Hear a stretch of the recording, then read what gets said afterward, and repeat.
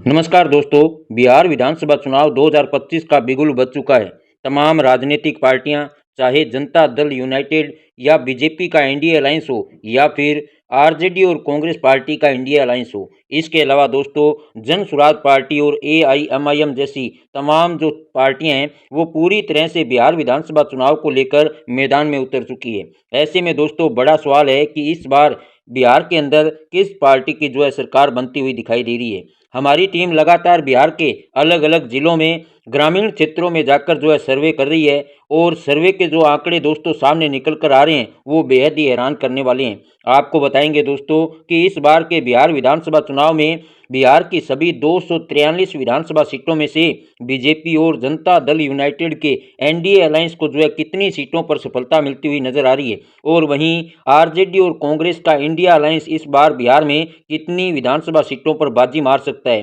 साथ ही दोस्तों आपको बताएंगे कि प्रशांत किशोर की जन सुराज पार्टी जो कि इस समय बिहार के अंदर पूरी तरह से सक्रिय बनी हुई है और पहली बार जो है बिहार के अंदर विधानसभा चुनाव लड़ने जा रही है, तो ऐसे में जन सुराज पार्टी के खाते में इस बार कितनी विधानसभा सीटें जाती हुई नजर आ रही है। आपको बता दें दोस्तों कि बिहार के अंदर जो है कुल 243 विधानसभा सीटें हैं। ऐसे में किसी भी पार्टी को अगर बिहार में अपनी सरकार बनानी है तो उसे कम से कम 122 विधानसभा सीटों का जो बहुमत का आंकड़ा है दोस्तों उसे पार करना पड़ेगा। हमारी टीम ने बिहार के अलग अलग जिलों में जाकर सर्वे किया, खास तौर पर बिहार के ग्रामीण बेरोजगार युवाओं से मिलकर जानने की कोशिश की कि इस बार बिहार के अंदर जो है किस पार्टी को बहुमत मिलता हुआ नजर आ रहा है और बिहार का अगला मुख्यमंत्री जो है कौन बन सकता है। क्योंकि दोस्तों यदि देखा जाए तो इस बार के बिहार विधानसभा चुनाव में जो मुकाबला है वो त्रिकोणीय बनता हुआ दिखाई दे रहा है। क्योंकि दोस्तों देखा जाए तो बीजेपी और जनता दल यूनाइटेड के एनडीए अलायंस और आरजेडी और कांग्रेस पार्टी के इंडिया अलायंस के अलावा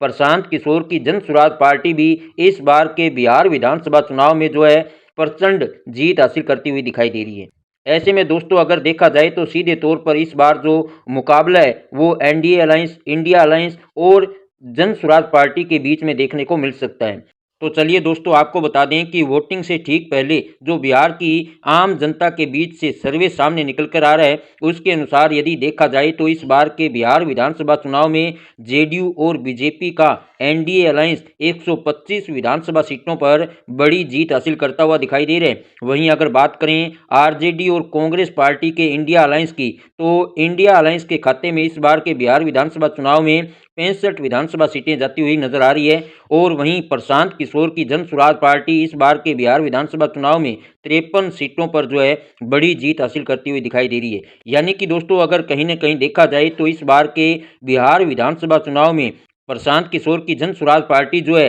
बड़ा अहम रोल निभाती हुई नजर आ रही है। क्योंकि दोस्तों सर्वे के आंकड़ों को अगर देखा जाए तो जन सुराज पार्टी जो है सीधे तौर पर आरजेडी और कांग्रेस पार्टी के जो इंडिया अलायंस है उसको कहीं ना कहीं कड़ी टक्कर देती हुई दिखाई दे रही है। ऐसे में दोस्तों कहीं ना कहीं देखा जाए तो इस बार सर्वे के आंकड़ों पर नजर डालें तो बिहार में एक बार फिर से जो है एनडीए अलायंस की सरकार बनती हुई दिखाई दे रही है। फिर भी दोस्तों इस बार के बिहार विधानसभा चुनाव को लेकर आपके क्या विचार हैं? आप भी अपनी राय हमें ज़्यादा से ज़्यादा कमेंट करके ज़रूर बताएं और यदि आपको हमारा सर्वे अच्छा लगे तो वीडियो को लाइक और ज़्यादा से ज़्यादा शेयर ज़रूर करें। धन्यवाद।